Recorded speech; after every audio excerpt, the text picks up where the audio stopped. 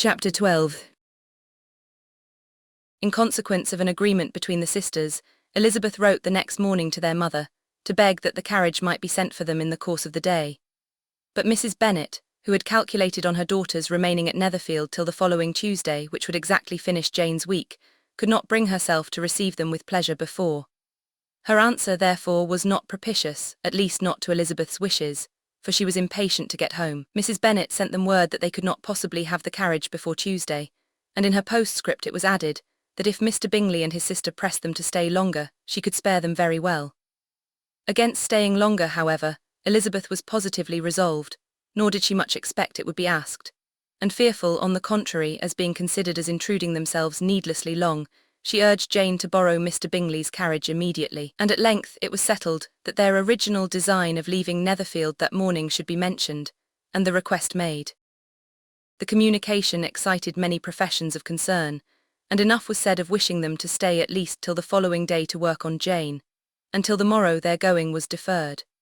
Miss Bingley was then sorry that she had proposed the delay, for her jealousy and dislike of one sister much exceeded her affection for the other.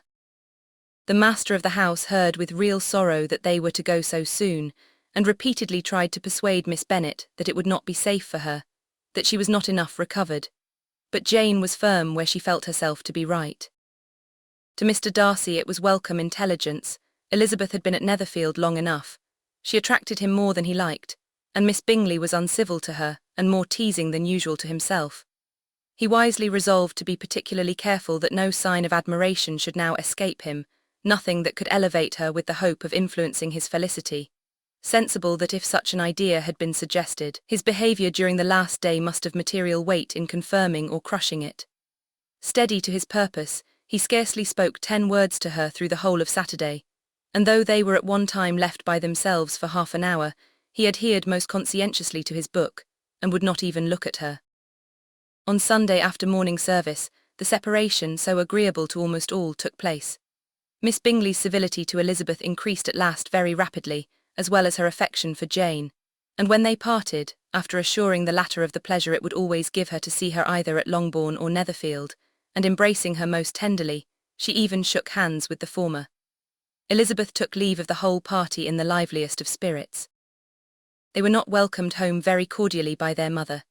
Mrs. Bennet wondered at their coming and thought them very wrong to give so much trouble, and was sure Jane would have caught cold again. But their father, though very laconic in his expressions of pleasure, was really glad to see them. He had felt their importance in the family circle. The evening conversation, when they were all assembled, had lost much of its animation, and almost all its sense by the absence of Jane and Elizabeth. They found Mary, as usual, deep in the study of thorough bass and human nature, and had some extracts to admire, and some new observations of threadbare morality to listen to. Catherine and Lydia had information for them of a different sort. Much had been done and much had been said in the regiment since the preceding Wednesday. Several of the officers had dined lately with their uncle, a private had been flogged, and it had actually been hinted that Colonel Forster was going to be married.